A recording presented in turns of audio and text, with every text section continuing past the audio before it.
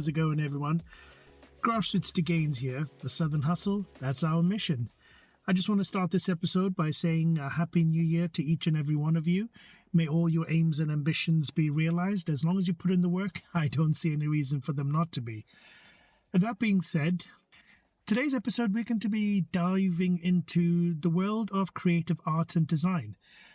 Our entrepreneur is somebody who's basically carving their niche into this industry within a region that you might say finds it quite challenging to break into.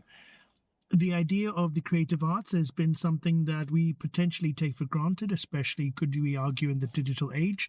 Having access to all sorts of stuff that allows us to see different images is something that I think we've sort of taken for granted lately, because we don't give much thought to the type of spirit and initiative that individuals and artists, for example, like our next guest, how much time they take into developing those pieces of work that we hang up on our walls, that we have on our phones, that we basically find a means and ways of sharing with each and every one of us.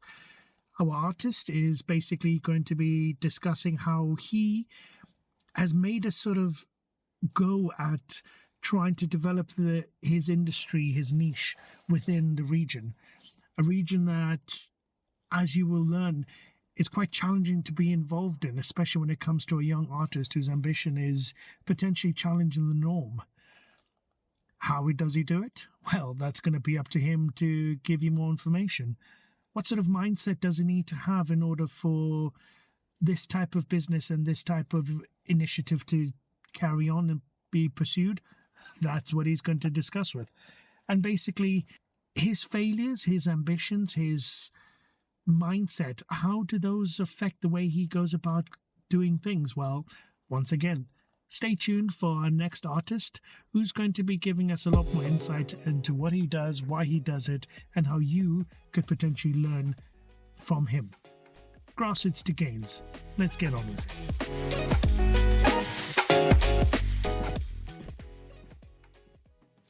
Hey, how's it going, everybody? I'm Chris Twala. I'm joined by Nathi Tembe. Nathi is an artist based in Eswatini, and we have the pleasure of introducing him to you because he's going to go into a couple of details as to what exactly he does, his inspiration for obviously doing the type of artwork that he's been involved with, and he's hopefully going to give us some hints and tips for how you as the audience member can try your best to obviously get into this industry, which might not necessarily be too easy to get into, but he's going to basically present it in a way that hopefully you guys will understand exactly what you need to do to get going. Nathi, how's it going, my friend? You okay, bro?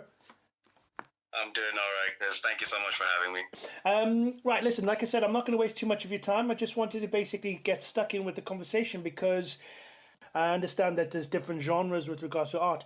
Are you able to give the audience a rough idea of obviously what particular type of art it is that you specialize in, and just give them a flavor as to what exactly it is that you do, and just basically give us a feel and give us a bit of a shout out as to who you are, what's brought you on this journey, if that's okay, please. All right. So I'm a sketch artist and illustrator based in Swaziland. A lot of the work that I do has been guided primarily by the market that we have here in Swaziland. So I do fine art mainly because that's the biggest and easiest way to make money in Swaziland. Okay. But I also do commission work, character design sometimes every now and then. That one I try and do more online because it's easy to find a market online than it is locally. So primarily I'd say fine artists with a little bit of sketch illustration here and there. But I'm trying to kind of mix the two and get them to melt. I'm trying to convince the local market to be a little more open to different ideas. It's been working so far. So yeah, it's building on itself in its own way. A lot of the work that I do is surrealistic, not too abstract. I'd call it figurative surrealism. Okay. I think is the best description. Yeah, I think that's primarily how I would describe the work that I do. You mentioned, there was something that you mentioned that was quite interesting, the idea that you're trying to focus a lot more on not necessarily a lot more, but you're trying to focus on digital sort of like work that you do. How have people in the country actually taken to that? I mean, obviously I was based in Swazi for a while, and, being able to log online and essentially view art, I would have assumed people would have preferred to have the physical, work in their hands hanging on their wall versus like the digital art.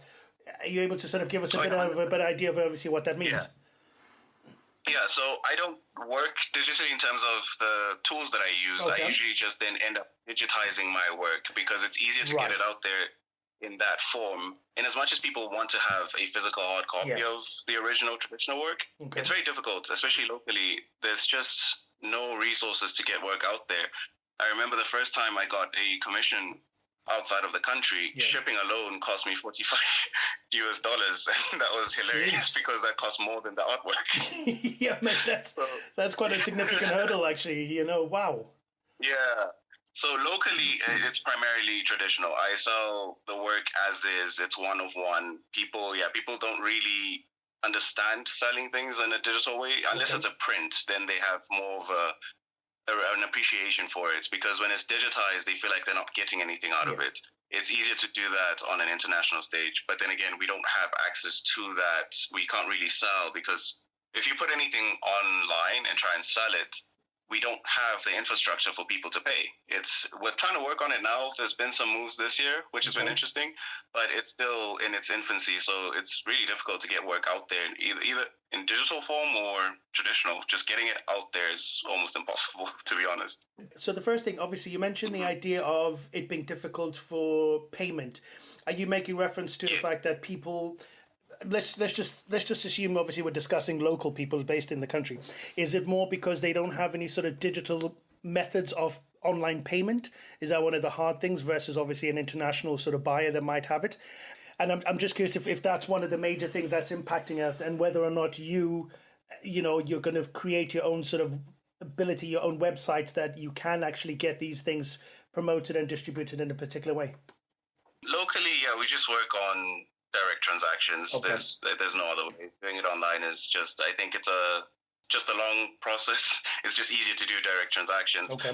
When it comes to selling things on websites, when I say it's impossible, I genuinely mean it's impossible. We literally don't have the infrastructure. If you try and get any payment online into Swaziland, it has to be through a direct transaction from bank account to bank account, which takes time and is more costly for a customer, at which point they just switch off. They don't want to hear it. Right. But right now, what we've been doing, because I work with our local gallery here, which is the Art Gallery. Yes. They are working with a bank right now, and they're trying to develop a infrastructure where people can have direct, almost instantaneous payments through to F&B accounts, I think.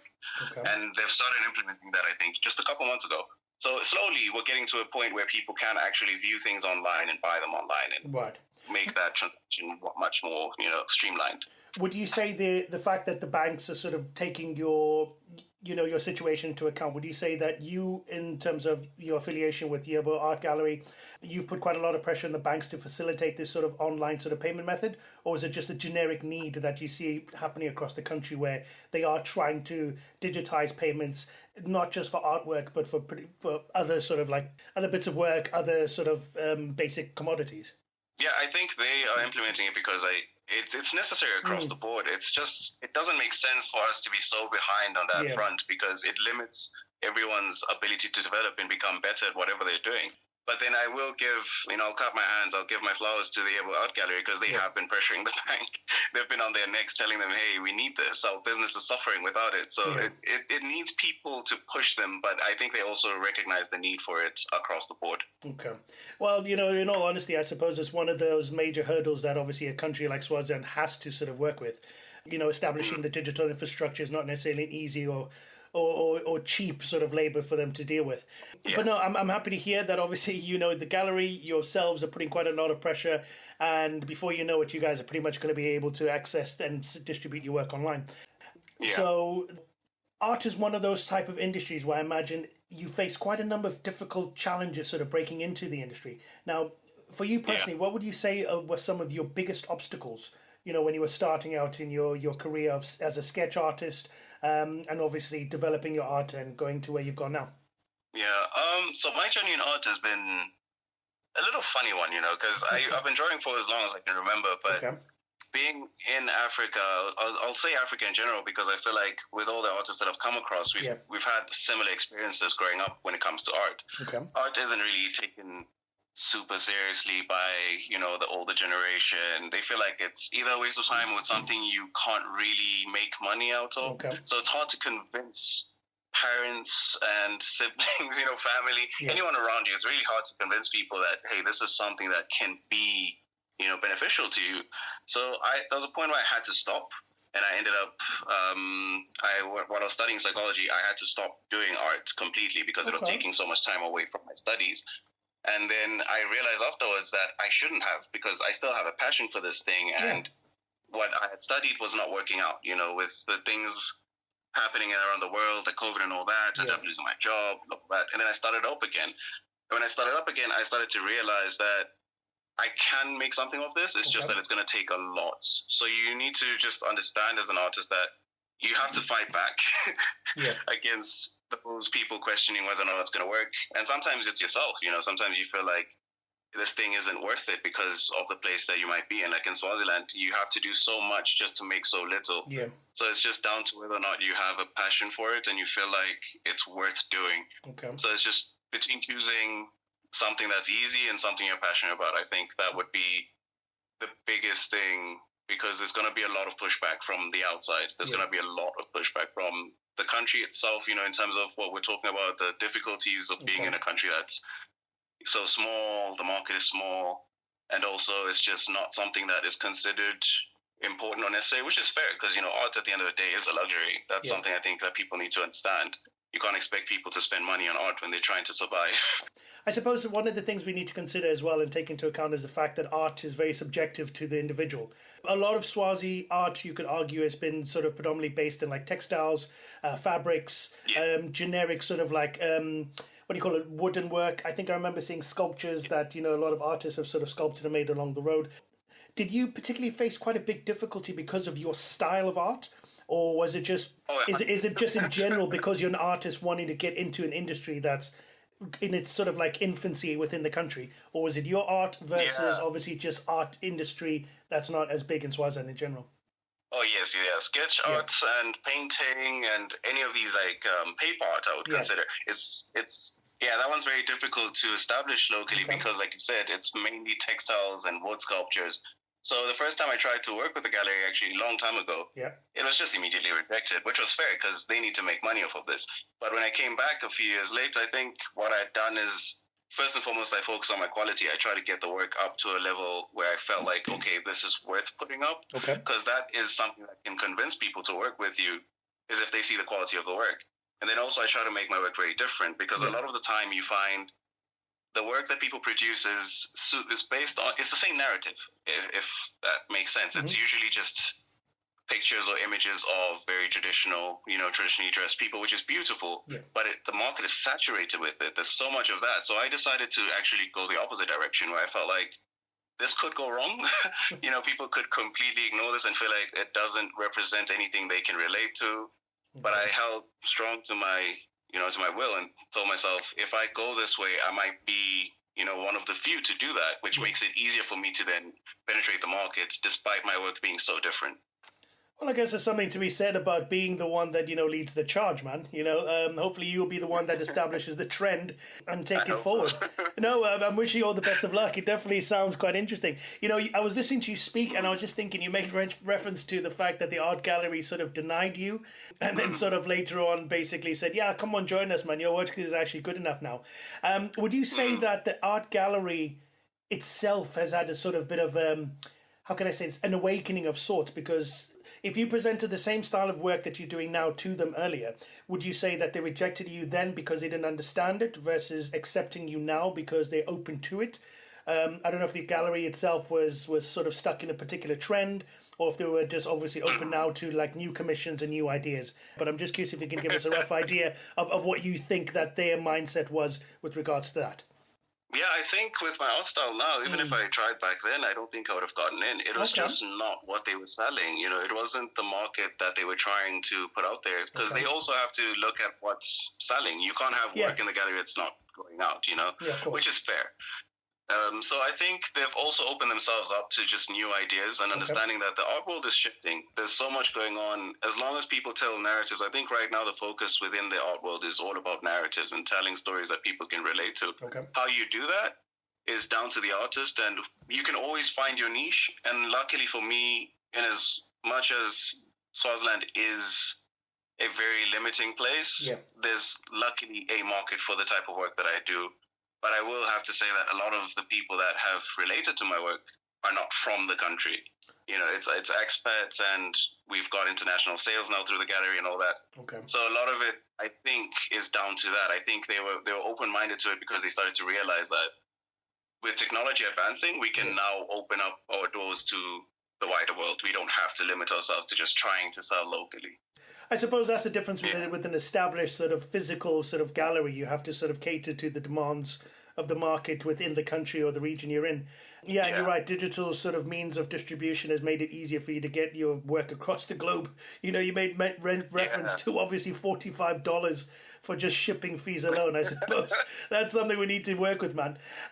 Look, that's good. It's taking me to my next question about like some of the economic factors that you've obviously faced within the country. Now, you've discussed obviously how Swaziland is an area with potentially limited resources, a very small market access. How has that affected you in general with your ability to sustain, to grow yourself as a business? Do you class yourself as a business, or are you just basically somebody that's looking to promote an art form that the country's never seen, and basically once you're established and you've got enough people sort of purchasing your art, then you'll consider yourself a business because you're actively selling? Okay, I'll start on, I think I do see myself as a business, but more so this year has shifted my mindset into that because it made me realize that to be an artist, regardless of where you're from, you have to be an entrepreneur. If you just want to make a success out of this, you have to be an entrepreneur. You need to make sure that you put yourself in the right position to make something out of yourself. And if you just keep seeing yourself as an artist, it can work, but I think you're limiting yourself at that point because you're going to be lacking in so many different areas outside of the artwork. So I'd say right now, I do see myself as a business. I'm trying to put myself out there as a business, to say that I have certain skills. In as much as I do want to produce my own work, I have certain skills that can be beneficial to someone else artistically. So with that, I think I look now into the challenges that I face. The resources part has been difficult. It's actually affected me a lot because the work that I do is guided by what I can afford. The reason I do ink and pencil sketches and all that is because it's just more affordable. I'd love to get into things like painting, but you have to think twice. You look at a paint tube, just one of them is going to cost you an arm and a leg, and then you have to buy brushes and canvases and all these things. It's beautiful to get into, but it's very costly. So the kind of work that I do is something that I can sustain fairly easily, and the return on it is quite high. The only thing I really have to put in is time. And I'm more than happy to put in time because that's something I have. I can afford that. Well, you've got one of the major resources, man. There you go. Your time already.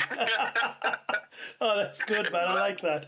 Exactly. Yeah. So I've chosen the things that I know I can sustain, but not everyone has access to those things as well. I've been fortunate enough to be able to use my art to pay for itself. So it keeps itself going at the very least, I'm not making money hand over fist, but I can keep everything going forward just with what I'm doing now.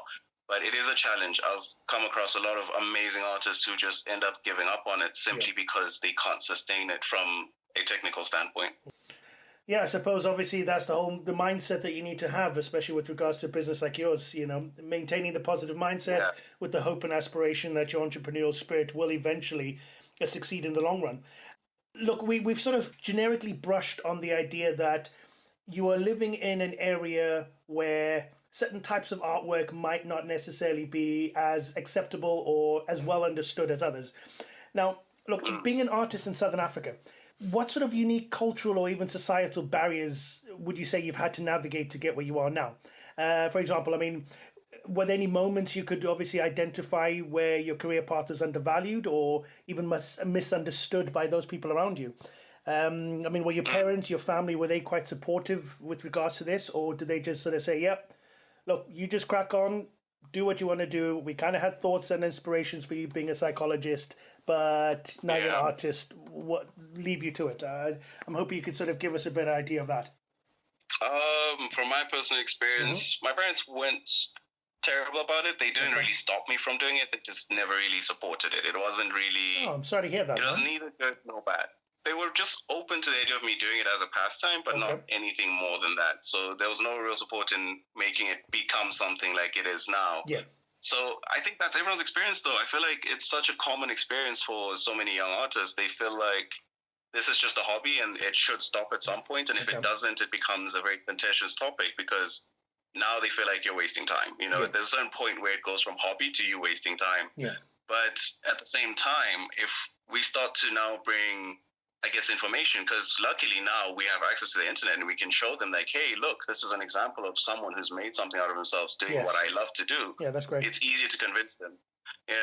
So for me, it's now happened a bit later in life, you know, because I'm not a spring chicken anymore. But I've been fortunate enough. I've been fortunate enough to be able to show them that, hey, it may not have worked out the way you wanted to. Yeah. But I was also lucky in that I did what they wanted me to. I got my degree and I showed them that, hey, you know what, this isn't working. Okay. So let me try the thing that I've been trying to do. And sure, it's not like I've got the most amazing career, but I'm making money as compared to my degree, which has not really helped me in any way. Yeah. So now I'm comparing the two and I'm saying, you know, this might seem unfamiliar, but the world has changed so much. Yeah. Art is so involved in so many ways. It's easy to convince people now because they now understand that art isn't just the fine art side of things. You know, there's things like movie production. Yes. That requires artists. Yeah. There's so many different things, even game design and game production. There's so many ways you can take it, and it's easier to convince people now. But that support, culturally speaking, it's very rare. It's very, very rare you come across people getting that support and feeling like they can pursue the arts with confidence. Usually it has to be from a position of you're pushing back against someone and you're trying to prove someone wrong, which builds resilience, I guess. I think in a way I appreciate that I had to fight back because now I feel like I've earned the right to do what I do. Yeah, you're much stronger, Exactly. I feel like this is something that I should be doing. It feels like I was meant to do this. It might have been the long way around, but I'm in a place where I'm comfortable with what I'm doing. Do you think one of the challenges, especially like within Swaziland, is as a society, the mentality that a lot of people have with regards to work and how people go about earning money? Would you say that that's one of the barriers that potentially is sort of being experienced by people in your industry? Because everybody in the country has a certain mentality with regards to thinking we can only earn money in specific ways. It's all about being secure in that sort of work, whereas, I don't know, I think everybody has this sort of romantic idea of artists being just these people that are nomads, floating around life, not taking things seriously. And then they've just got this impression or this potentially negative impression of you. I don't know if that's something you feel like or if that's something you've experienced with that. No, I 100% agree. Yeah. It is something that I think we've all experienced. They do have this negative perception where if you say you're an artist, essentially all they hear is you're lazy and you don't want to work. That's the first thing they think of is just, you've just decided not to work. You want to slack off and do your own thing. Right. There's no rhyme or reason to what you want to do. It doesn't make sense. There's no job security, which, to be fair, that part isn't wrong. But there's also the other side of things. They don't look at the opposite. They don't look at the opposite side of the coin and try to understand that you can make something out of it. Maybe not in the traditional sense. Yeah, sure, I may not get a pension because it's not the type of job that gets pension. Yes. But there is a way out in every way. And I think right now, because unemployment locally is it's abysmal. It's really bad. And I feel like people are trying to find ways and means to make money to survive. Yes. So it's like, let people explore, let them explore and find out what works and what doesn't. Because clearly we don't have the job security we used to have back in the day with the typical job, Yeah. So it's one of those things where the mentality of the youth has changed. They see that they need to find ways to think outside of the box. Yes. But the generation above us is just really stuck in their ways. They feel like there's only one way to make money. You need to have your pension. You need to have job security. Yeah. But the times have changed. The employment rate is just not the same. Things are different. No, fair enough. You know what? That's a good intro to like my next question, to be honest. Now, you said obviously you did a degree. You passed that. You've got it. You tried to get into that particular field. Now, how do you actually handle, situations and periods of low demand or even uncertainty? You said obviously COVID was a major factor with regards to you sort of going back into exploring your artwork.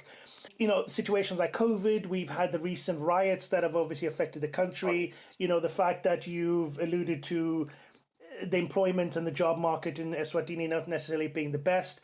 How do you handle those sort of like unpredictable sort of situations? Yeah, painfully. Oh, mama. Oh, you've just hurt my heart there, bro. Oh, my heart. Oh, man. Yeah, You know what? No, I'm I'm not going to gonna send you a lie. box of tissues. Don't you worry about it. Do you have a particular brand favorite? I need Oh, them. I you've need just them. made my day, brother. Uh, yeah, I'm not gonna Painfully. lie. It's the low times Yeah. are very, very difficult. Yeah. There's no pretending about it. There's no trying to get around it. It's very difficult. Yes. But at the same time, if you want to be an artist, you have to accept that there will be low periods. You know, you have amazing moments, great moments where Yeah. you think, "Oh my gosh, I'm gonna be rich," Yeah. and then there's gonna be a moment where you think, "Oh wow, where am I getting my next piece of bread?" You know? So I think the smartest thing to do is, one, expect it. If you expect it, when Yeah. it happens, it won't feel so shocking. Okay. And also, in the good times, you can prepare yourself. If you're already working professionally, it's a bit easier because you know there'll be a time you'll make money, so you can Yes. start saving. Okay. If you're getting into it, it's a bit more difficult because there's no guarantee of money at any point. At that point, I think the way I deal with it is simply, when it's low points, I focus on improving. Okay. When I don't care what part I'm improving, it could be a technical aspect, it could be my business IQ, Okay. trying to see what I could improve, trying to understand what it is that I'm lacking, and I focus on that. So what that does, it keeps my mind busy. Okay. You know, it keeps me focused on, I'm growing. Yeah. Maybe I'm not making money financially, but I'm growing. I'm doing something that's benefiting my business. Yeah. Respect. You know, I'm benefiting myself in the long run. Hmm. And then also the saving is important. That one I want to go back to because so many people make money and they forget to save. When Yes. the low times comes, my gosh, it's comical. So yeah, it's just understanding that those low points will be there. Okay. And you know, this year for me was a very hard lesson because I just recently had a solo show, and because of that, though, for the first 6 to 7 months of the year, I Yeah. was making nothing because everything I was producing was for the show. Oh, wow. I think I sold like one, maybe two pieces, Okay. which was great, but it doesn't sustain you for 7 months. No, of course You know, not. you've Yeah. got maybe a month or two. Yeah. So preparing for that was painful, but then it was all worth it because the solo show was luckily successful. Yeah. And because of that, I've been able to now sustain myself to a point where I know that until maybe February or March next year, I'm good, I'm sorted. So I can focus on working again without stress. But the Okay. first part of it was torture, you know? Now, I'm just curious now. Look, the main focus of our show in general is for us to sort of highlight means and methods of encouraging other people to potentially sort of, push forward with whatever ambitions that they have. Now, let's just say somebody is trying to get into the art world similar to what you've done. Was there any sort of like incubation sort of organization, was any sort of like company or any programs in place that sort of fostered sort of young artists sort of coming into the industry? I don't know if you just had to sort of do it solo, where you went and you discussed your ideas with galleries. Was any sort of like program where you were able to sort of say, look, guys, this is a program that allows you guys to sort of like express yourselves, showcase your artwork, and then we'll work with you to help develop that further. Is that something that's around the country, or is that something that you found lacking when you first started out? When I first started out, it was definitely lacking. Okay. I just spent like a year after COVID, since I had time at home. I just spent a year literally just going online, watching videos, learning my trade, practicing, trying to develop my skill. And then after that year, I went to the gallery, and I went there with the intention of actually just asking them for advice, because I thought I have nowhere else to turn, and this is the only art space that I'm familiar with. But I said, hey, and I've been working on this. Do you guys think I could improve in any way? What do I need to do to be able to work with you? Yeah. And I was lucky enough. They said, you know what? At this level, you're not at the highest level, but you're good enough that we can work with you. And then it builds from there. So they try and help people, but it's not, how can I put it? It's not official. It's not like a program or anything. It's just individuals being very kind. Right. But now it's changing a bit. There's a new organization actually that's started up in the last year and a half. I think it's called Uni Logo. It's just an open space where say that again if you don't mind. Uni Logo. Yeah, Uni Logo, which literally translates to what is that? It's a very interesting concept they've come up with. What is that? But that space is literally, it's genuinely just an open space where people can come in, different creatives, where you can mingle, you can hang out. They've got free internet, that kind of thing. Yeah. But the point of the space is to bring people together, different creatives, put them in the same space, because now you feel like you're part of something, you know? You don't feel like you're alone. You can also learn from these people around you. And now they just had, I think, a 6-week period of masterclasses on every weekend on different types of art forms. So there's videographers who are giving masterclasses. Okay. I participated in one of them for the visual arts. There's different types of things. As long as it's creative, they put people onto that and say, hey, this is a professional locally. Okay. Maybe you can learn from them. Spend some time with them for a little bit. But that's very new. That is so new. I wish I had this when I was starting out. Yeah, but this is something that it's it's the first of its kind. And back then there was none of that. You just rely on yourself and you try and push yourself as far as you can and try and talk to the right people. And you never know. Just talk to the right people. You never know at the time if they're the right people. Okay. You just talk to people and see what happens. This program you're talking about, this 6 weeks master classes with like different sort of professionals. Did you have to pay? Was this something that was obviously made available to people to sort of just come and join, or was it something that you actively had to sort of do some research on, find, and obviously fund for yourself to be able to attend these classes? Oh, no. This was completely free. Oh, That's great. what I love about this place. Completely free. They just announced that, on this weekend, so-and-so is coming to talk. You've got about 2 to 3 hours with them. Okay. Anyone can come. That's the beautiful thing. That's what I love about the place. Everything they do when it comes to pushing creatives is always free. Okay, cool. No, thanks for that. Yeah. Look, okay, I think, like I said, obviously the main focus of our show is sort of discussing like the mindset and the ability for people to practically go out there and achieve whatever it is they're trying to achieve. Now, look, beyond creating art, you mentioned obviously you view yourself as a business and obviously you want to grow and you want to become profitable and sustainable. Now, are you able to give us a hint as to what do you think are the type of necessary skills you need to develop when you do want to create this particular type of business? There's obviously skills you need to do in other businesses, but I'm wondering what sort of skills would be applicable primarily for the art industry. I mean, did you face any particular sort of like challenges when you were learning the business side of being an artist? Is there even such a thing? And what sort of relatable skills would you say you'd have to have prior to obviously starting up the business? All right. I would say I'm still learning myself. Okay. It's a long road. It's a long journey. There's so much I think I'm lacking that I'm going to eventually, or hopefully, acquire those skills.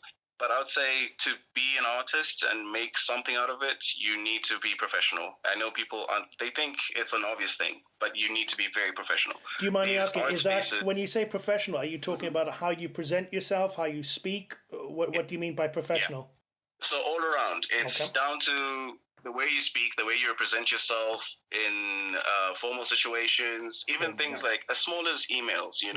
A lot of people have noticed artists are they have this idea that because they're artists, they can be very, I'd say, artistic in the way they represent themselves, which is fine when you're established. But in the beginning, you're trying to get someone to work with you. You're trying to get someone to see the value of who you are. So being professional in how you talk in emails, you have to understand the jargon. You need to learn what lingo people use in different industries. So like if you want to work in the fine arts, you need to understand what they're saying to you. And the moment you show them that you have no idea what they're saying or what you are saying to them, they lose interest. If you want to work in some industries like animation, which is booming now, you need to know what people are saying. And it's lacking so much. It's something we've observed actually locally where people just don't understand how important that side of it is. Because if you can be professional, you already seem interesting to the people you want to work with. Even if it's clients, like an individual, someone who wants to commission you for a portrait. If you're not professional, they'll walk away so fast. You lose so much so quickly. So being professional is one of them. I would say also being very observant. You need to keep your eye on the ground. Trends change every day. Every single day, trends are changing. You need to know what's going on, what's hot, what's not hot, but also be careful within that because a lot of people have lost themselves in trying to follow trends. It's tiring. It's difficult to manage because you don't know how far to go. How far do you push trends and then also just focus on what it is that you do? Because you want to establish, a personal identity as an artist. You don't want to be that person who does trends all the time. So it's a balance. It's a working balance of trying to understand what's going on in the world and what it is that people are paying attention to. And if you can somehow put that into your practice, it's just a bunch of different observation skills on a very broad level. It's not just looking at the art markets alone, but also just people. Like I said, the arts nowadays, everyone really cares about narratives. So it's just all about understanding what it is that you can communicate with people that works with whatever style or idea that you have from a personal standpoint. Do you think you need some sort of business-related skills in order to get into this? You know, it's one thing for you to be able to do whatever art, you know, you're interested or passionate about. You mentioned you have to be observant and professional. What sort of practical skills, apart from that, you know, more expanding on the professional sort of aspect of it, what other sort of business-related skills do you think you need in order for you to be successful in this industry? I'd say administration is one of them. You need to be very good with your administration. Okay. Put that into practice at all times. You need to keep yourself accountable from the artistic side, but from the business side, keep yourself accountable. Okay. Also, accounting would be a good one. That one is necessary. It's necessary because, like we've talked about, those low times, your accounts will thank you if you know how to handle them. You know. Learn any business skill that you can. I think that's the best thing. I think there's no loss in learning any business skill that you can, because it just puts you in a better position to handle the non-artistic side, like the non-creative side of things. Yeah. Also, negotiation, so important. It's something I think a lot of people don't understand. Negotiation is so important. A lot of artists either undervalue themselves or overvalue themselves locally. You find people think they're amazing, so they start charging crazy prices. I've seen people fresh, don't know anything about the arts, come in and they think, hey, I'm going to charge $100,000 for my work. And I'm thinking, my God, you're not going to make sales. You'd be lucky for 10 rand, man. Exactly. So I don't mean to speak ill of those new artists, bless. I'm sure they're amazing, you know. No. Honestly, that's fair. The 10 rand is fair. At least it's something, bro. You know, you're able to buy lunch for the day, man. No, but bless. Jokes aside, I imagine there must be quite a lot involved with that. But no, I take your point about the idea you need to be somewhat a bit humble and realistic. You know, especially breaking into this industry. You know, I don't imagine it's that easy, man. Look, we've pointed out that resources are potentially quite limiting. Now, how actually do you market yourself? Because I was able to, for example, I got your information from through a mutual friend of ours, but I've obviously I've followed you on generic Instagram. I've seen you've made a couple of pictures. I've seen you obviously with a couple of photos and images on like Facebooks and stuff. But how do you specifically market your business and yourself? Have you created a brand, a logo that we can sort of follow? Or are you just sort of piggybacking on the references of what the galleries have sort of promoted and saying, this is our new artist, Nathi, this is stuff that he's done? Or have you sort of gone your own route as well with promoting yourself? I'm not going to lie. Okay. I am the worst person when it comes to that side of things. We need an HR for you, man. An HR PR blended into one, I think. Exactly. That's the hard thing about being an artist. You have to wear all these hats. You know, you have to learn all these different things. No, respect Speaking of other skills you need to learn, it's marketing. So social media for me was huge. Okay. I've been a little slow on it now, but it has been very huge because it allowed me to get into markets internationally. Yeah. So I got interest through Instagram, for example. But that one is just all about communicating with people constantly. So I started talking to artists that were way better to me. Sometimes you get replies, sometimes you don't. You know, it's part of it. You talk to people and you never know who's going to get interested. I've been fortunate. I've gotten some people that were way further ahead of me in terms of their art development and their careers. And they've, one, given me advice. Two, they've also pushed me. Yes. You know, they sometimes put you out there and they say, hey, there's this guy out there. And that's literally led to sales. And I thought, okay, that's great. This is something artists need to use. You know, you need to put yourself out there, which is just intentional networking, I guess, is what we can call it. It's just networking with the right people and in the right crowds. But also with the marketing, I do rely on the gallery because most of my sales are through the gallery. So I usually let them take the lead in how they want to push it because they already have an established customer base. Yes. So it's like, okay, they know the people that will be interested in my work. So I'll let them push it and then I'll share whatever it is that they've put out because already that creates this, I guess, a closed ecosystem. Yeah. Which can generate income for me. So yeah, the gallery's been very important for me in that side of things. But now I've realized it's actually one of my main goals for 2025 is to just establish my own marketing strategy so that I don't have to rely on the gallery so much and also start making my own sales because one, the gallery won't always be there. Yes. It's not something that's sustainable. Two, I need to start establishing my own path so that I can stand on my own 2 feet. Yeah. And the first goal of that is to, you know, have a website, professional website, a good database where people know where to find me, know how to communicate with me, all my links and all that. And then start working on Instagram again, because that one has been so important in ways that people don't understand. Social media is so, so important. It doesn't matter if you're in Swaziland or not. Everyone's online, even locally, people are online. They will see your work.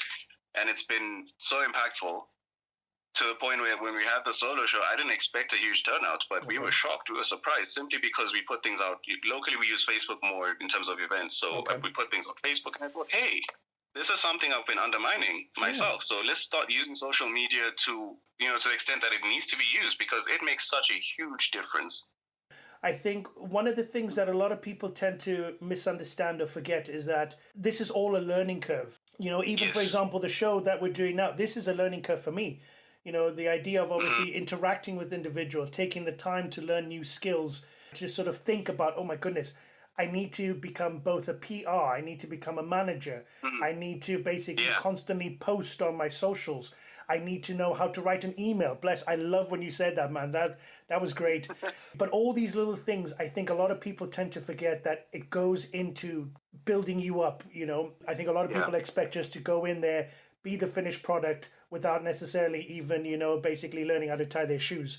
It reminds me of a quote that I heard, that it takes a long time to become an overnight success. And I think a lot of people underestimate the truth in that statement. Is that people see these great artists get huge so quickly and they think, oh yeah, I just want to do that. They don't understand the amount of work and time and learning that has gone into becoming an overnight success. It's just they got lucky after years of hard work.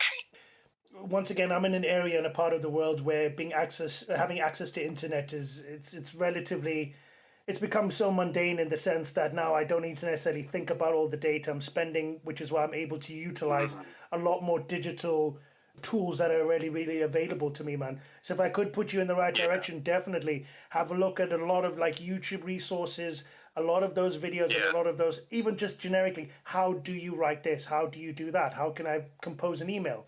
Like one of the tools I've been using is ChatGPT. I don't know if you've heard about that, but that language model system is actually amazing in the sense that the way you interact with it, the information it spits out, it's definitely sort of a coach rolled into one, if you're with me.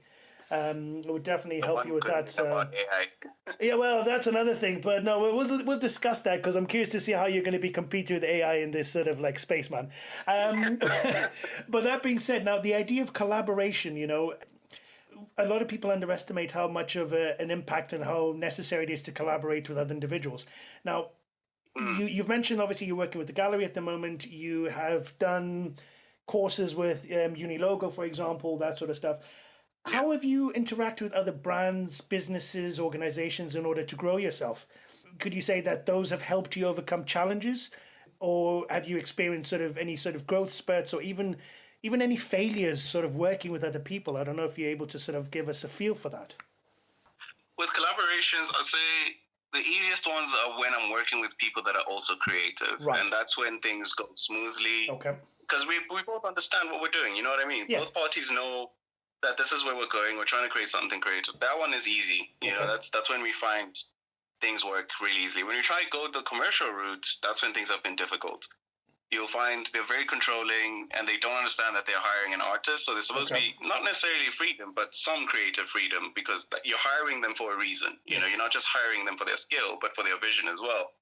Where I've had situations where I've worked with certain companies, I won't name them because I will be castrated. There's going to be a knock on the door tomorrow. Excuse me, sir. No, it's all right. Respect to that, man. Yeah. So working with them, they were very difficult because, like I was saying, they're very controlling, very stifling, and it ended up not working out. We couldn't do the thing that we had planned to put out. And it's just part of it, though. I didn't take it too heavily because I felt like that's just part of the learning process. Now I understand when I work with certain businesses that I have to expect some level of pushback, and sometimes I have to accept it. You know, you have to compromise. Yeah, of course. It's just part of the game. Yeah.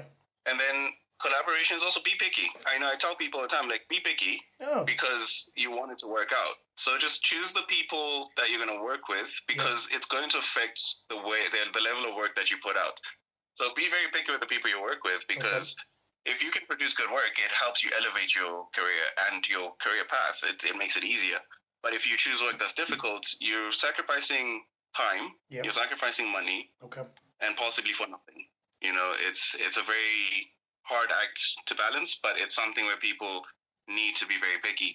Now, with the being picky, people always they take things to extreme. Okay. Yeah. That with being picky, they end up not doing any work, and at some point they start feeling like, oh, no one wants to collaborate. And it's like, no, well, compromise not only the amount of times you need to collaborate, but sometimes you need to pick the people that you don't think will be the greatest, but something can work out. Yeah. It's just about understanding what you need at a certain time. Okay. If you feel like a collaboration will help you learn something or boost your career, then go for it. I feel like collaboration is so important. This year for me, it's been a huge turning point because before this year, I had never done any collaborations whatsoever. Okay. And I learned very quickly that was what was holding me back. Because after the collaboration I did, we created some things I never thought I'd ever create. Okay. I got opportunities I never thought I'd ever have. And we made sales with some of them. So it's one of those things where put yourself out there because you'll learn from the people you're working with. That's great. The collaborative part is very important. Would you say that this collaboration idea, is that just something that happens organically, that, you just have to be in a particular place at a particular time, and then the universe will work in your favor by introducing you to somebody else? Or do you actively have to go out and seek collaboration with different people and organizations? I wonder, how much do you as an individual have to go out there in order for you to successfully, be involved with other people and organizations? I think you just have to put in the work, put in the legwork. Yeah. You have to put yourself in those positions. A lot of people, they dream of this thing of, I'll just someone will show up. Yes. And give me everything I need. Unfortunately, I don't think anything works that way. Sometimes you can get lucky, yes. But luck, unfortunately, needs you to be in the right place at the right time. Yes. And you have to be prepared for it. So one example I have is I got to show work at the British High Commissioner's house. He was having an event. It's such a weird thing that, showing your work. That's great. in someone's house. But the way it happened, some would say organically, but I think it's because I was in the right place at the right time. Okay. I put myself in, I went to a show. I had no business being there. It was a music show. So I'm like, well, I don't know anyone here, but I think I might meet some creatives and see what happens. Luckily, the person who organized it had seen my show and said, hey, I know you. And said, I know the British High Commission. We're having a jazz festival thing at his house. Would you like to just pick a corner of his house and just show some of your work? And I thought, wow, that makes absolutely no sense. But I'll do it. I'll do it. Why not? It's going to put my work in front of people who have deep pockets, people who are interested in the arts. So I thought, let me go for it. There's a bit of luck into it. I'm not going to deny that. But at the same time, I had to be in those places. So you have to be very intentional with how you socialize and how you network. There's events happening all the time in Swaziland, especially nowadays. Creatives are taking charge. They're putting shows on. They're having these different outings being put up and all this. So I feel like people just need to intentionally put themselves in the right position to make the most of their luck in a way. Thanks for that. That's really good practical advice. Look, let's jump forward a bit now. Okay. We talked a little bit about the idea of technology within the art industry. Due to, the increasing sort of amount of exposure to AI with regards to the artwork, being able to utilize digital tools for editing and creating, how do you think that this has sort of impacted, how people sort of see your work within the industry, especially relating this to Eswatini in Swaziland? I don't know if you can give me a rough idea of how you think digital platforms and tools have had more or less of an impact on the art world in the country, or do you see that basically still something that's in its sort of early stages? I think it's definitely in its early stages, but it has had an impact though. Yeah. It's not a huge impact, but it's already starting. I'm seeing little tricklings of it happening here, especially in relation to things like AI, like Midjourney, for example. A lot of people now don't want to rely on artists when it comes to things like graphic design. I've noticed a lot of graphic designers, they don't get as many jobs as they did before because people just type it into an AI program and they get the picture spit out and they're like, you know what, this works. That's fine. And it's been a very difficult thing to watch because it's already such a hard career to chase locally. Yes. So, so to see something like that happen here, where I genuinely didn't think it would be happening for the next few years. I thought, globally, it's definitely a huge deal. There's a lot of talk about it. But to see it happen here was surprising. I was genuinely shocked. And I feel like it's more for the commercial art side that's suffering. Yeah. When it comes to the more fine arts and I'd say more creative arts, it's not yet there. It hasn't gotten to the point where it's affecting it, because people have this appreciation for fine art being, human made, I guess. Yeah. But then when it comes to digital tools, there's a lack of understanding of it, where people either don't like the digitally created stuff, if they are in the know. These are people that know and understand what it is. For those that don't, they don't care. They just like the finished product. So they think, you know what, it's okay. Whatever it is, as long as it looks good, they're happy with it. So a few people have started doing digital art here and there, and I think that's the best thing for them to do, because it makes it easier to just do work for a larger market. Okay. If I could, I would jump straight into digital art. If I'm being honest with you, I just don't have the tools for it. Right. If I had a tablet, I'll be doing digital arts mainly, because it's just easier to get into different markets and sell work internationally, because now I'm sending someone a file. Yeah. I'm not sending them, I'm not getting anything couriered for $45. It's easier that way. The advent of digital art is still in its infancy locally. Some people don't even know what it is, but over time it will definitely be the main thing. Right. I'm noticing a lot of the young kids are really into it. They love it. They think it's the future, and honestly, they're not wrong.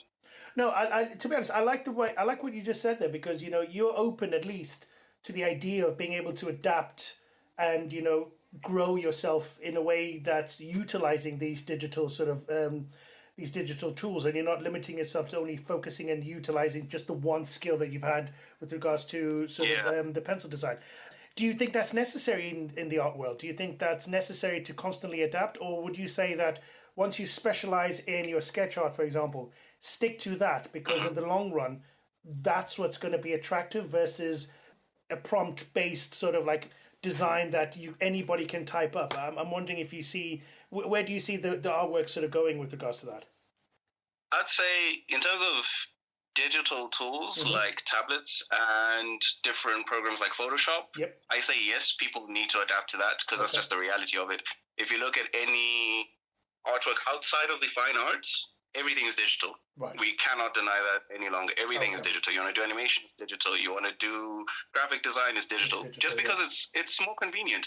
If I have to rework commissions, if I send something to a business, for example, I'm like, I've done this logo design with this whole backdrop, and they say they don't like it. If it's traditional, the turnaround time becomes long and it becomes expensive. They won't work with you. But if it's digital, you can do that overnight and be done, and you can have your clients happy, and you get your money and you move on. Right. That's just the reality. It's that we have to move towards that. But when it comes to things like the AI generation, I've got a very I'm not a fan. I can hear it in your voice, man. I can hear it in your voice over like the digital sort of technology we're using now, man. No, I was actually going to say, it's actually taken me forward to my next sort of thought. As an artist, as an entrepreneur, to those people in the audience that are potentially listening to this, what sort of practical steps would you recommend that people take to overcoming some of the challenges? Whether they be financial, whether they be social, cultural barriers, professionals, for example, even competition from like digital platforms. I don't know if you have any sort of a guide, for example, that you could sort of recommend that people that are wanting to step into can sort of follow for them to be able to hopefully become really successful and not put you out of business, by the way. You know what? That's the first thing right there. That's what you're thinking, isn't it? Yeah, I can tell. I was like, I'm asking him to give me a step-by-step guide for somebody to beat him, but Honestly? Yeah. Perfect. That's what I need. I need something to light my fire. My man. I'd say the one thing I'm learning very quickly is understand what you're doing and how far it can take you. So if you're doing something like I'm doing traditionally, I know it has its limitations, but I also know it has its perks. Like traditional will never die. It's the one thing I'm very confident in. Traditional art will never die, no matter how far AI or digital work goes. the human mind just appreciates traditional work simply because it's created by another human. Okay. I think it's just innate in us to appreciate that. So I think never let go of the tradition if you started there, Okay. because a lot of people start there anyway because it's more accessible. So I'm like, if you're there, don't throw it away. It's very valuable. Okay. What you'll notice now with a lot of artists who've turned to digital, when they do traditional work, it sells for more, and people want. It's more. How can I put it? It's more desirable. Yeah. A lot of people want that because it's valuable. It's one of one. You know, you get this thing, and it's special just because you created it with your own hands. Right. So I'd say people don't need to stop doing traditional, but don't deny the fact that digital work is there. It's Right. going to be easier for you to get work, and it's going to be easier for you to create something more lucrative. Okay. So it's just one of those things where people need to polish both sides. It's unfortunate because as an artist, you just need to wear all these hats. It's the reality of it. It's something people need to accept from the beginning, is that you're going to wear all these hats. So just prepare yourself to wear them. Do both traditional, do both digital if you have access to it. Get your business mindset early on. Learn what business is. Understand how to make a profit, how to calculate your costs, and all these things. The very practical things, the very boring things that people like to ignore. Those are the things we need to learn. Yeah. Even the simple things like we're talking about, like writing an email, Yes. the different platforms we can apply to. And people feel like because in Swaziland we don't have opportunities, they're not wrong, but they are not 100% correct. Right. There's so many programs out there that we don't know about. And we're very quickly learning that we have access to them, because once you have internet connection, you can apply to so many different things. Like the end of last year, I got very lucky. I got selected for a residency in Germany. I spent 3 months in Germany, which is something we never thought possible Yeah. in Swaziland. You know, it's crazy how that happened. But I thought, oh, you know what? That taught me to just use the internet for what it is. It's expanding how far you can reach. Okay. So I feel like a lot of people need to learn to write applications, how to have a portfolio, Okay. and how to make yourself appear professional from the get-go. Even if your work maybe isn't at the highest level yet, Yeah. that will happen if you keep practicing. It will get there. But your professionalism needs to be worked on from the beginning. You just need to hold yourself to a high standard, because that will allow you to be in places you never thought possible. Look, this is a bit of a random one. Now, in your opinion, do you think that the education system within the country is geared towards encouraging that sort of type of mindset and awareness of, if you want to get into a business, doesn't matter whatever it is, there are practical, boring steps that you have to be able to take. Do you think that do you think that the educational system within the country is actively sort of trying to promote that sort of mentality?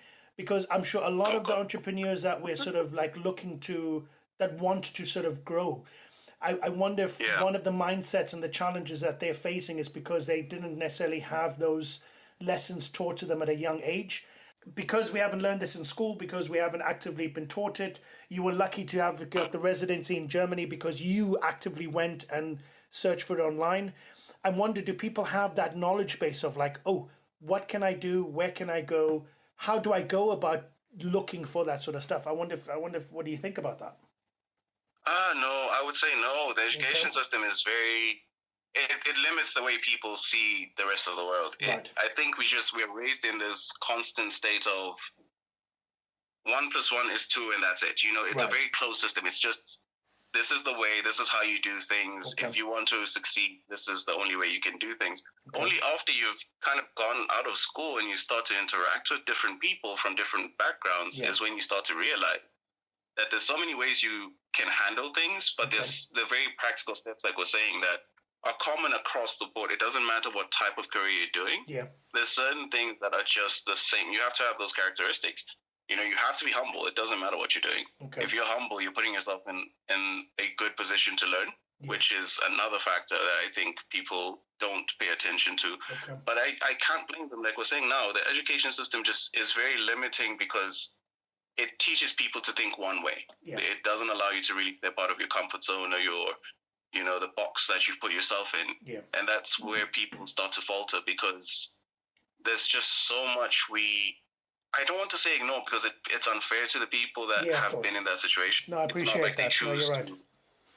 I don't think people ignore it. It's just a simple matter of not being exposed to certain aspects of I guess, learning, learning different pathways. There's different ways to do things. And I think that's so important for people to learn. The system really closes people off mentally. Okay. No, that's cool, man. To be honest, like I said, it's a bit unfair for me to sort of frame it in that particular way. I suppose any sort of like society has to deal with certain things like that. In education, it's just, you're right, they are trying to obviously educate people to the point where you can at least function within society. The entrepreneur spirit, I suppose, is something that it's more sort of grown and taught once you've sort of got at least the fundamentals down. But hey, I'm not a professional with regards to education. I'm just, obviously somebody trying to think outside the box. Look, going forward with that idea, actually, look, if there was one thing you wish you had known about, art and sort of how it links to entrepreneurship, what would you sort of like have told yourself, before you had started out? If you had like a time machine to be able to sort of send a message back to yourself in the past? The first thing I would do is tell myself Instagram is going to be bigger than you think it will be. But I think the one thing I would tell myself is social media as a whole is going to be massive in how it affects one's business. Okay.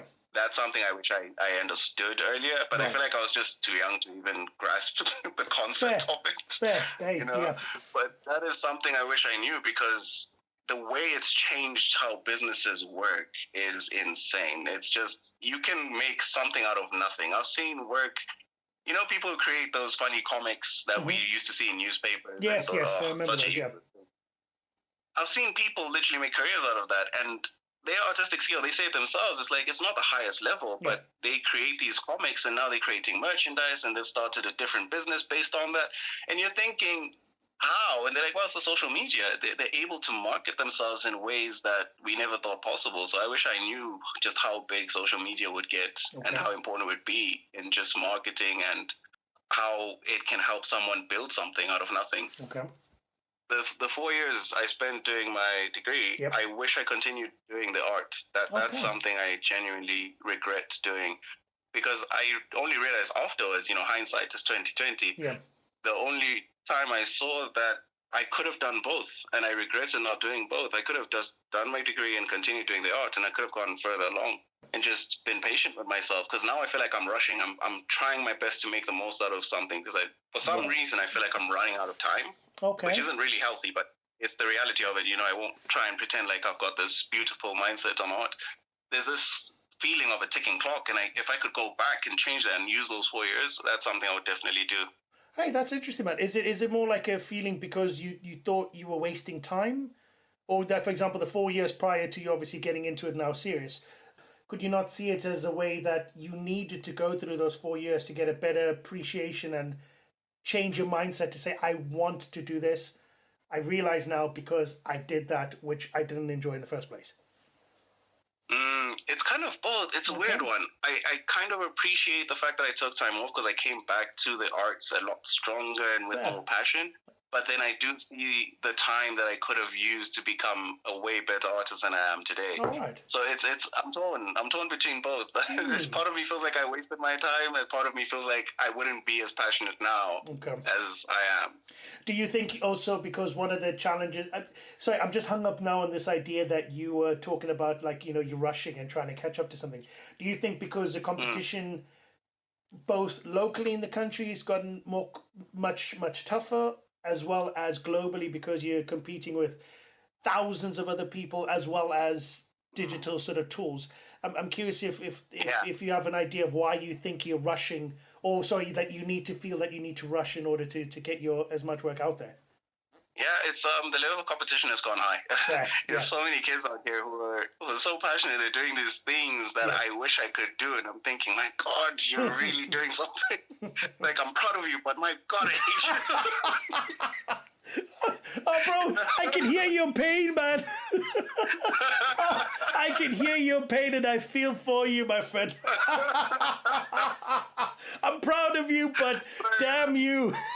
Exactly. So there's so many moments where I come Oh my gosh. and I'm thinking, oh, that's cracked me up. There's so many moments. There's so many of these moments where I think, oh my God, this guy's amazing. But I'm like, you're making my life so difficult. So it's a mixture of those things where people are really improving at lightning fast speeds. And like you said, the global side of things is even worse. Yeah. The technologies that they have access to, the markets they have access to. Yeah. But at the same time, it's just leaning into your niche. I think the market will always be saturated. People just need to find what their people. They just need to find their people. If you can find your group of people that like your work and work with them, you're fine. The market will forever be saturated. There's a million artists out there who are trying to do exactly what we're doing. Yeah. And sure, they have some advantages, but if we keep thinking that way, I think we're going to limit ourselves, because you'll give up before you've even started, Oh, that's cool. You know what, mate? The commendable attitude and mindset, I mean, what would you say actually makes you quite resilient, throughout all the hard times you faced, the competition, from these youngsters, quote unquote? And forgive me, but how do you think your own resilient mindset can help others develop as well? I'm curious if you've potentially got a rough idea of how you can say, because you've got this attitude, how can you help others? How can you inspire other people to have a similar attitude, if not potentially, I don't want to say it, but potentially outcompete you? I think understanding that the process of being an artist is a lifelong process is what's kept me resilient. The people that I admire, people like, may so rest in peace, there's Kim Jung-gi, he's a Korean artist who passed recently, and there's also a British artist called Carl Kapinski. They're people who, they're in their late 50s, and the way they explain it is they blew up in their late 30s to like the extreme levels that we're seeing now. And it's just made me realize that, I do feel like rushing now, but it made me realize that this is a lifelong process. These people are still working on their crafts. They're still trying to improve. They're still trying to be better than they were yesterday. And I realized that me pushing myself negatively in a way where I started seeing things like, I'm so bad or I'm not good enough, it doesn't help. Because the fact of the matter is that journey doesn't end. Like, okay, let's say I sell something. If I'm satisfied with that, then I would have stopped. And at some point you realize that then that's not for you. If that's all you're chasing, it's not for you, because you'll reach that goal and then ultimately feel empty. So it's just one of those things where I think people need to realize it's a lifelong journey. You need to be patient with yourself, and also just patient with the way things develop. There's no guarantee anything's going to happen, but the fact of the matter is, for good things to happen, you need to be either prepared or in the right place. So if you're not in the right place or prepared, even if opportunities come, you won't be prepared to take them. So it's just getting yourself mentally ready to just keep working and understanding that things take time. Be patient. Over time, things will happen. Great advice. Thanks for that. Now, okay, this is a bit of an odd question to ask, but now, in what ways do you think the art industry contributes to the broader sort of entrepreneurial sort of spirit within Eswatini itself and across the Southern African region? I don't know if you have a rough idea of how you think the impact of the art world has in terms of shaping and molding the mindsets of the people around you as well.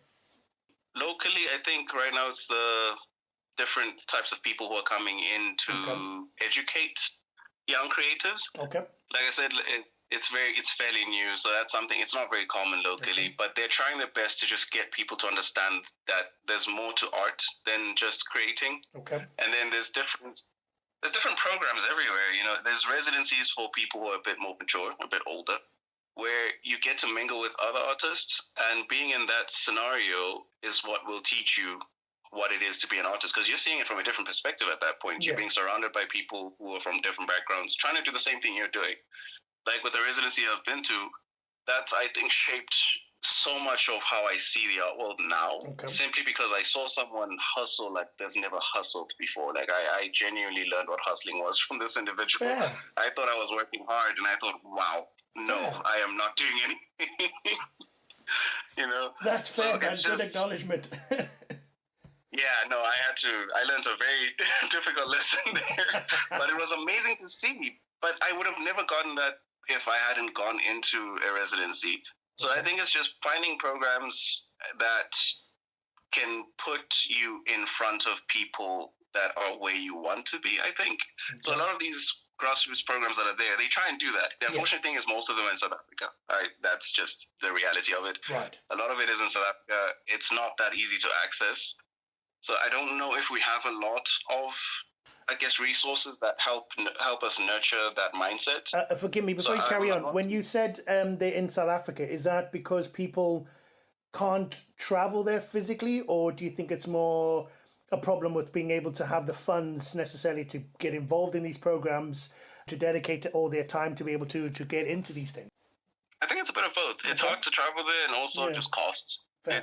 And also a lot of these programs are geared towards South Africans. So even if you might find you have the means and the funds, you might find you're not eligible. You know, there's just limitations to access to it. It's unfortunate, but that's just the reality of where things are right now. A lot of the programs that help people learn how to navigate this are just not accessible to us. Okay. How do you think, like, for example, the artwork and the art industry, how does that sort of have a role in inspiring innovation as well as the economic growth within Eswatini and across the region? At surface level, the art market just offers people an opportunity to make something out of their creativity, which I think is great.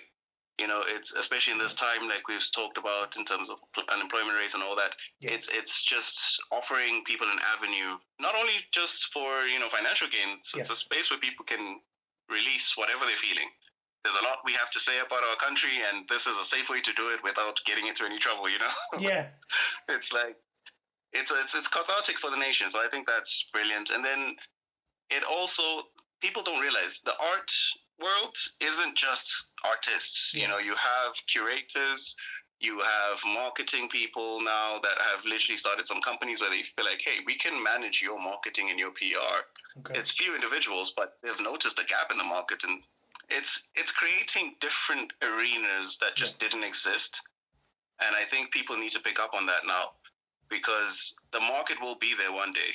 Slowly but surely, we're getting there. The fact that things have changed this much in such a short time, I feel like it will keep growing to a point where Swaziland could be a very big player in the Southern African, you know, art space. It's something that I feel like people need to take note of. Okay. It's growing. The creators are there. And there's different arenas of the art space that people can dive into. Thank you, man. I really appreciate everything we've sort of chatted about, you know. Yeah, I think for me, one of the main things that has sort of stuck with me, just sort of interacting with you now, is your understanding and acknowledgement that this is an ongoing learning basis. Basically, you're obviously just at a higher level with regards to obviously your understanding of the business, your understanding of, like, you know, the stuff you need to push forward to in order for you to learn, to grow, to develop without necessarily thinking that you're the bee's knees because you just happen to know how to pick up a pencil. Look, in closing, I've just got a couple of questions just that I was curious about. Now, this is a bit of a random one, but okay, you, at the beginning of the conversation, you were discussing the idea that you tend to stick with pencil and canvas because, you know, it's a bit cheaper in the long run. Do you have a particular favorite type of pencil? You know, I know that you get different grades of pencils. I'm just wondering if there's a particular pencil you like the most. You know, have you used one pencil, sharpened it a bit, and said, "No, I need to save you for my masterpiece"? Funny you mentioned that. Oh yeah, there you go. Yeah. I used to buy these expensive sets of pencils because I thought, that's what you need to be a professional. You know, you see all these professionals, amazing things, without realizing those are sponsors. They're just showing you that because they got paid to. Oh my God! So it goes in waves, man. They're swindling us. Exactly. So I used to buy these, and I thought, oh my God, now I'm a professional, and now I use generic mechanical pencils. Please don't tell me you've downgraded, brother. Please. I have downgraded to we used to have a CNA here, and I bought these clutch pencils. Okay. They were $20. There's 5 of them in there, and guess what? I've been using them ever since, and they're my favorite thing in the world. I will not draw anything without these. Oh my goodness. They are amazing. Oh my days. Hey, I'm sorry, man. You know. It's one of these.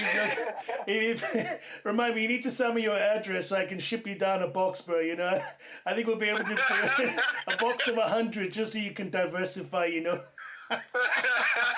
Oh man. No, it's. I still have those sets, by the way. They're just sitting there. I haven't touched them. They're brand new, sitting there. Okay. Beautiful pencils. I'm never going to use them. Are you looking at them thinking these are my inspiration for when I do make it? Then I'll upgrade myself to using you guys now. They're on your wall as inspiration. No, I'll use them as my sponsor. When I get sponsored, I'll do the same thing. Yeah, bro, respect, man. You're like, yeah, I can already see, like, the biopic, there was a guy called Nathi. He went to the shops, bought some pencils, and this is what he's done with them, Bro, get in contact with Nike, and before you know it, it's going to be an inspiration story, but... Hey, listen, man, sorry, I just wanted to ask you one more question.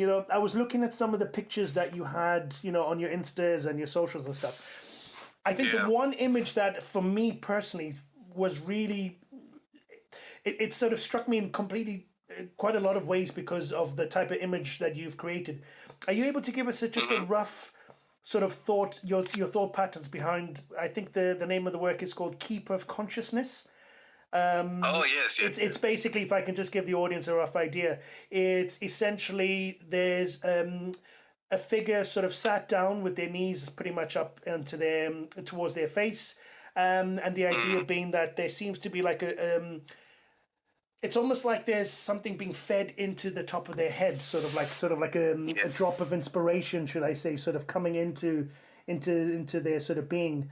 Are you able to give me a rough idea as to what you were thinking when you drew that? Because, like I said, man, that's one of the one pieces that actually stuck with me because of the vivid image that you were able to present using just the black and white sort of backgrounds and contrast and the shading you did.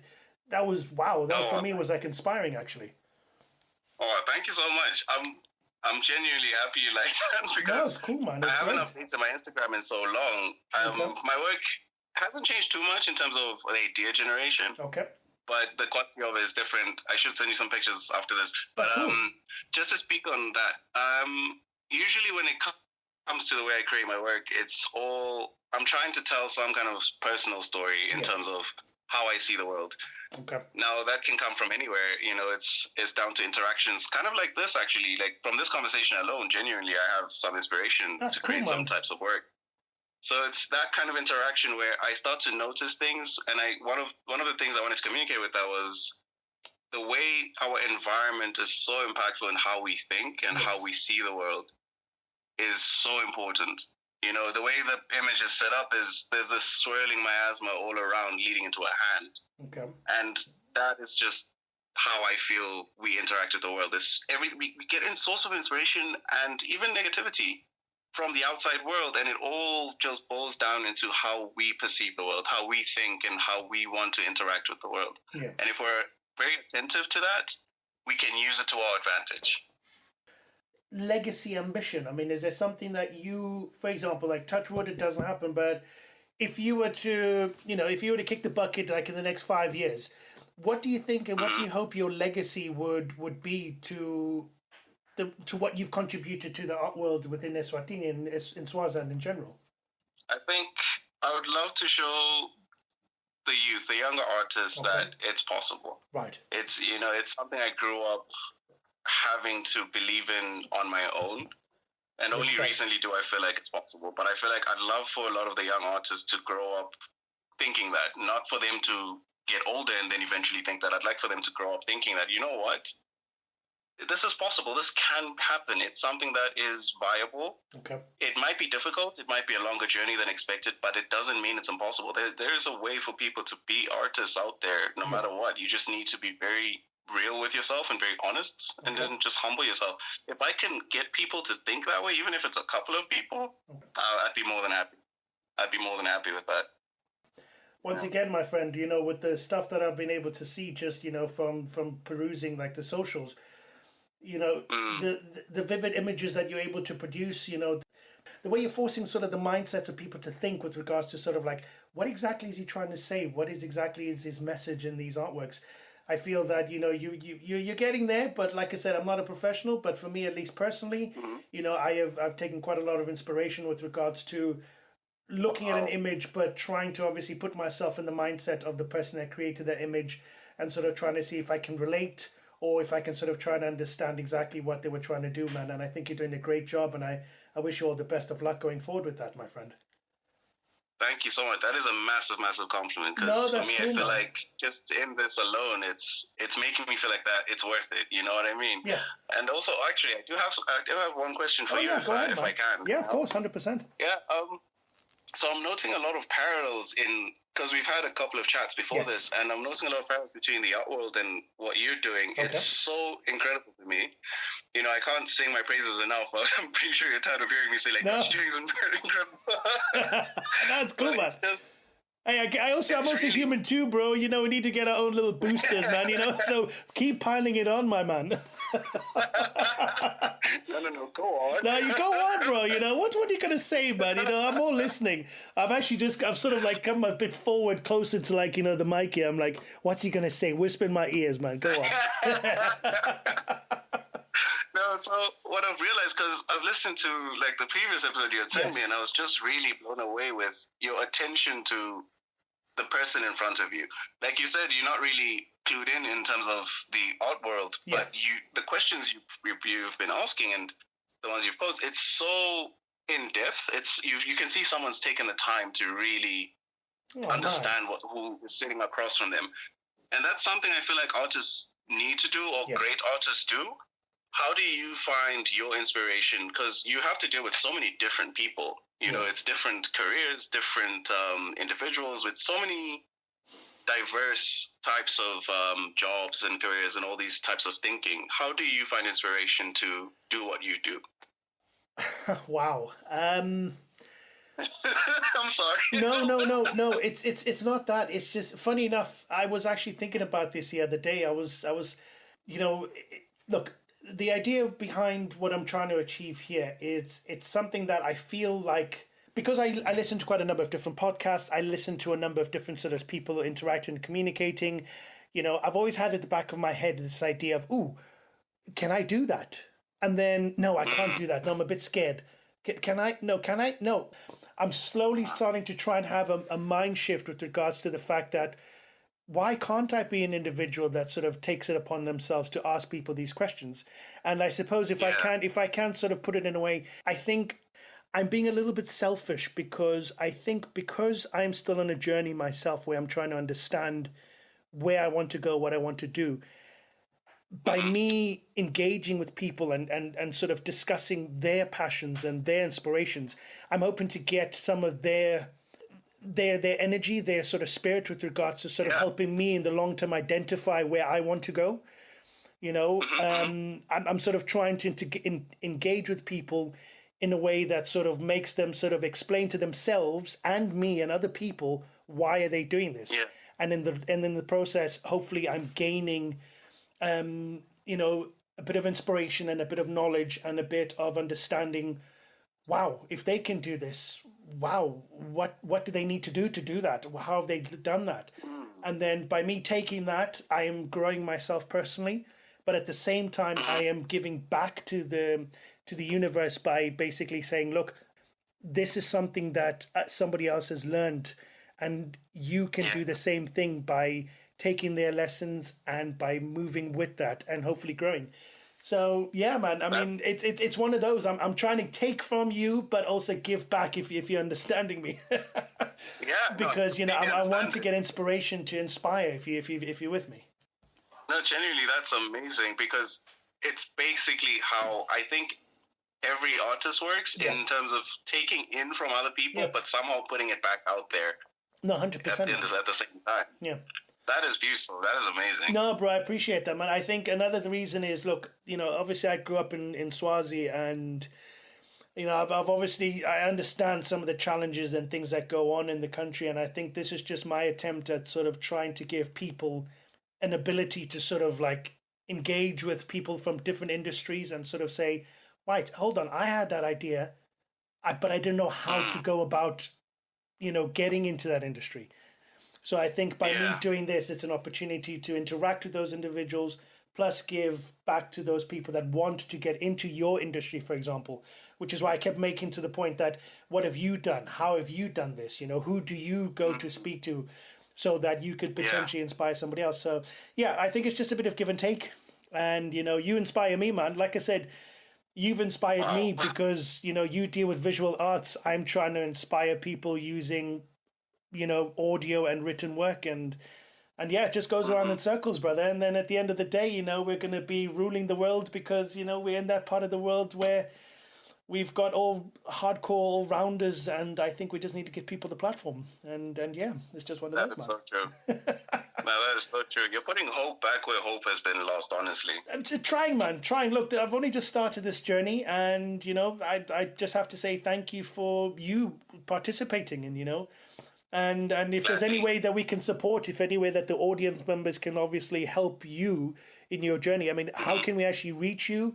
Do you have any particular preferred ways of us contacting you? For example, I know you're on Instagram and Facebook, but I don't know if you have a particular specific handle that's just Nathi Tembe, as opposed to having to look at you via your art gallery. Hint, hint, brother. As of right now, I have my Instagram, which is jpencilart, and we have the Able Gallery. That's, I think, in terms of just interacting with my work, is the best way, because that's constantly updated. So you see up-to-date work and everything that's recent. In the near future, I will have a website where it will be primarily just about me and how to contact me and all that. But that's something to look forward to in the next few months. Okay, that's cool. No phone number, no email, or would you prefer to put that on your website and sort of update people as they go? Yeah, I'd say email I can give. Yeah. That one is nathijtembe@gmail.com. My friend, I really appreciate the time you've taken towards having this discussion with me, man. You know, just your fire and your passion with regards to the type of art that you're producing, you know, the impact I think personally you are having in the country. It's something that don't keep yourself down with it, man. You know, I know you've made reference to the fact that you've gone through, done a degree.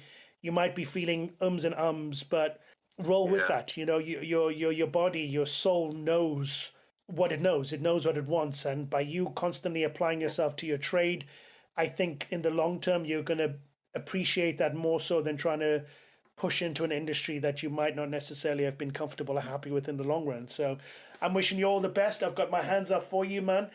I'm going to be plastering all your artwork on as many of my own personal socials as I can see, and trying to get your work out there, man. And please expect me to put a commission in at some point, bro, you know. I would appreciate that. Don't worry, bro. There's going to be, I might even send you some of that postage fee just to cover, you know, the cost of sending your work up. So it's not $45 you're having to deal with, man. Anyway, thank you so much. No worries. Nathi, man, great.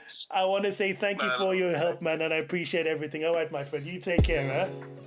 No, you take care as well. I appreciate you so It's all good, my friend. No problem.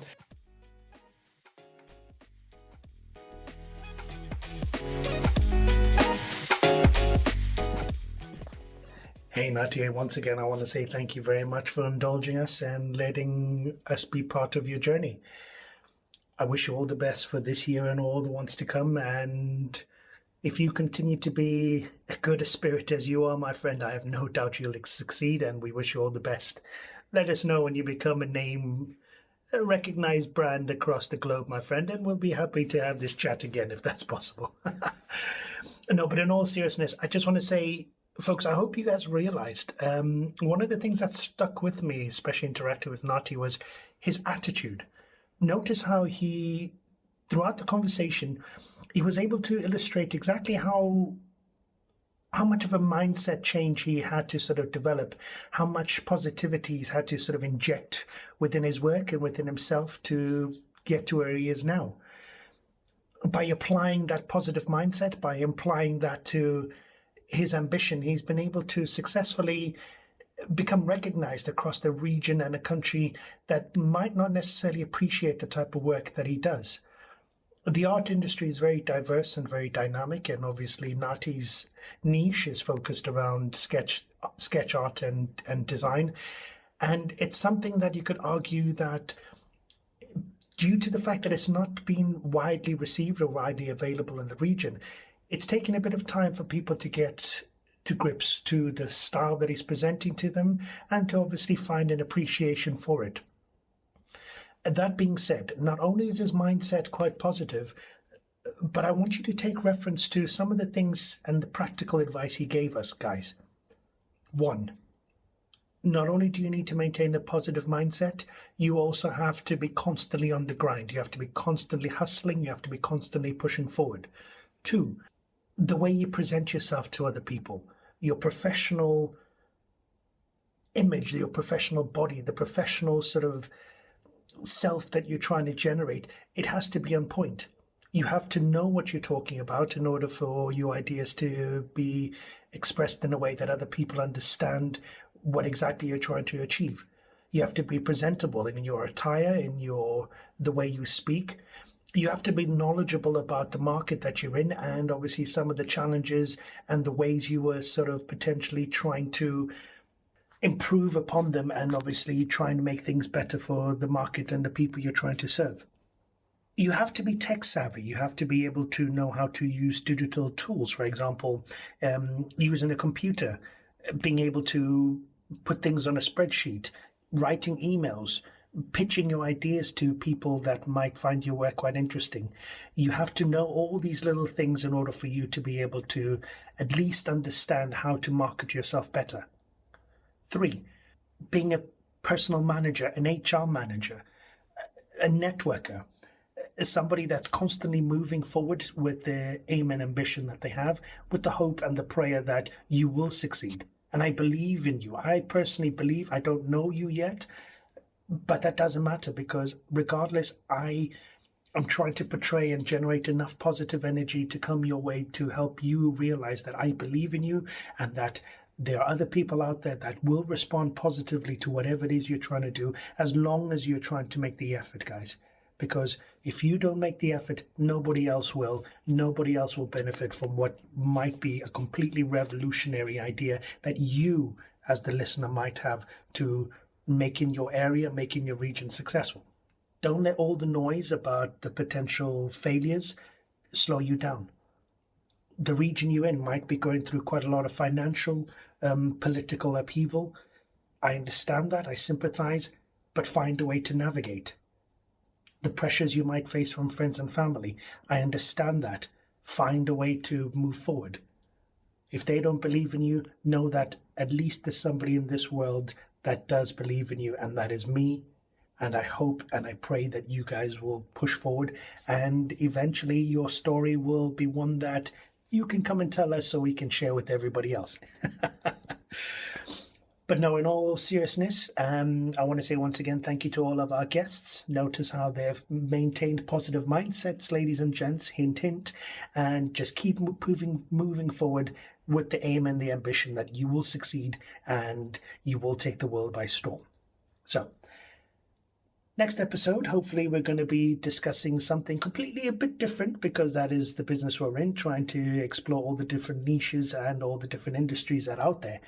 And we hope that our next guest will be as interesting and as insightful as Nathi has been with regards to giving us practical advice and reassurance that you have to believe to achieve.